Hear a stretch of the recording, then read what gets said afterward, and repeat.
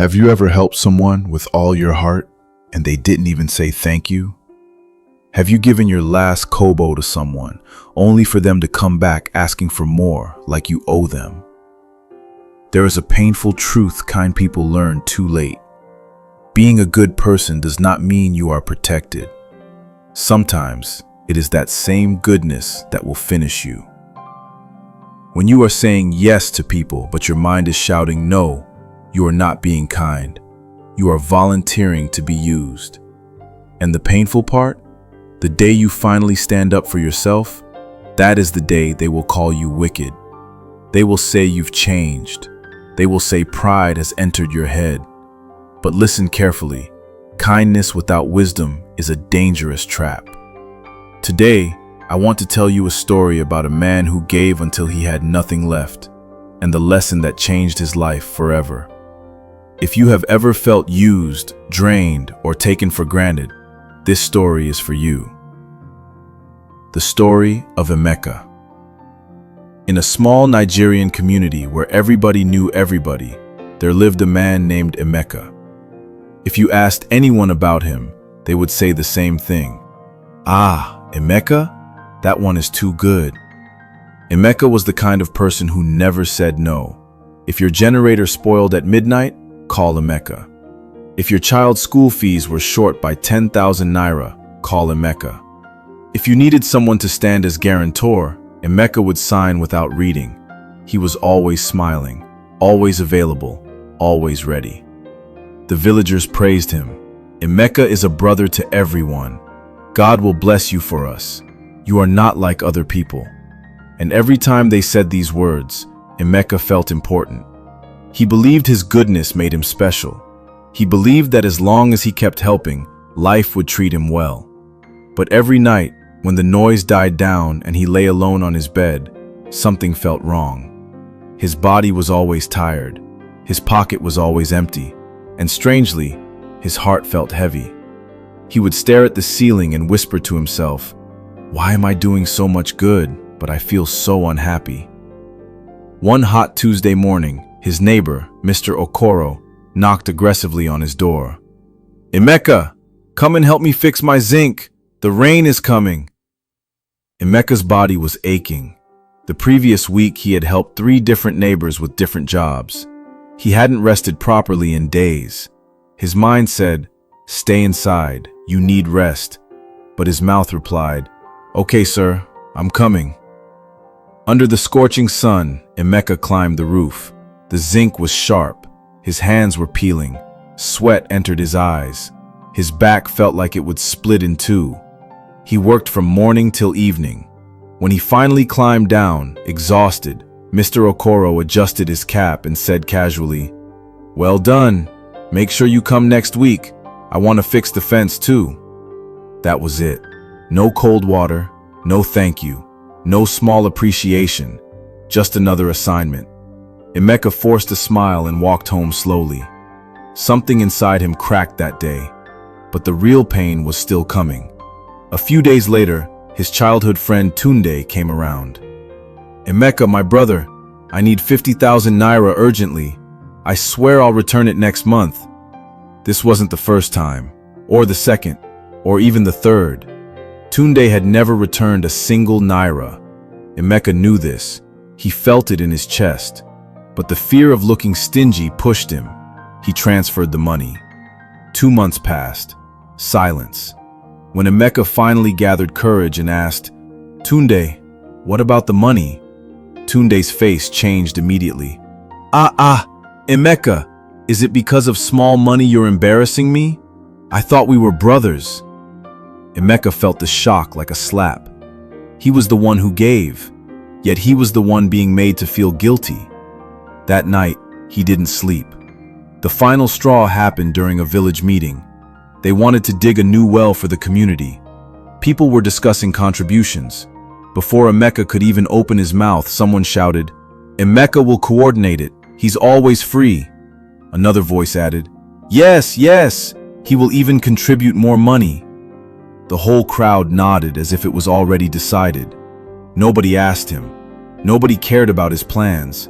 Nobody even looked at his face. At that moment, Emeka realized something painful. They didn't value him. They valued what they could get from him. That evening, he walked to the riverside, feeling completely empty. As he sat there, an elderly merchant who was passing through the village stopped beside him. "My son," the old man said gently, "you look like someone carrying a load that is too heavy." Emeka was surprised. "How did you know?" The old man chuckled softly. "Because I used to be like you." He sat beside Emeka and continued, "You think being good means saying yes to everyone. But when you never say no, people stop respecting your yes. When you are always available, your time becomes cheap." Emeka listened carefully. The merchant looked him straight in the eye. "Kindness without wisdom is self-destruction. If you keep pouring from a cup that nobody refills, one day it will run dry." Emeka swallowed hard. That sentence entered his soul. "Be kind," the old man continued, "but choose wisely. Help those who value it. And remember, if someone gets angry because you set a boundary, it means they were benefiting from your lack of one." That night, Emeka went home thinking deeply. The next morning, Mr. Okoro returned. "Emeka, are you ready for the fence?" Emeka's heart was beating fast. His hands were sweating.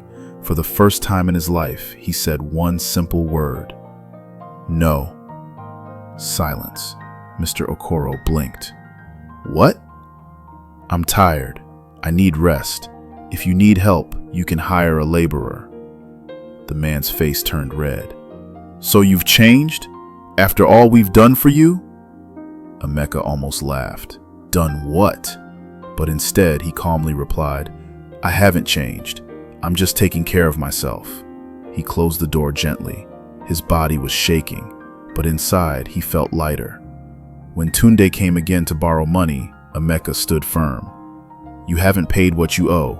I won't lend you more." Tunde became angry. He told people Emeka had become proud, but something surprising happened. Emeka slept peacefully that night, for the first time in years. At first, people complained. They whispered. They gossiped. But gradually, something shifted. They stopped dumping responsibilities on him. They stopped borrowing carelessly. They stopped assuming.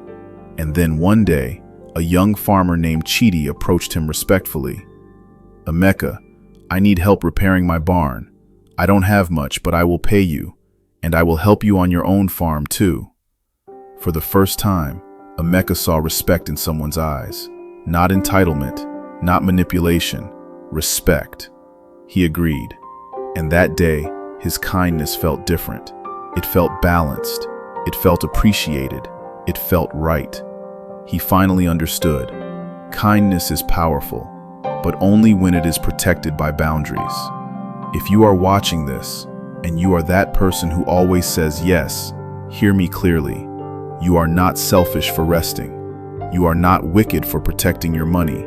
You are not proud for demanding respect.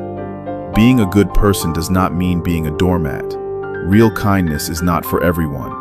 It is for those who value it. One person who appreciates you is better than 100 people who only see you as a resource. Don't wait until you are empty before you learn this lesson. Be kind, but be wise. If this story touched you, subscribe to this channel for more life-changing stories. Share this video with someone who needs to hear it. And remember, you are allowed to say no. You are allowed to choose peace. You are allowed to protect yourself. God bless you. Before you go, let me leave you with this.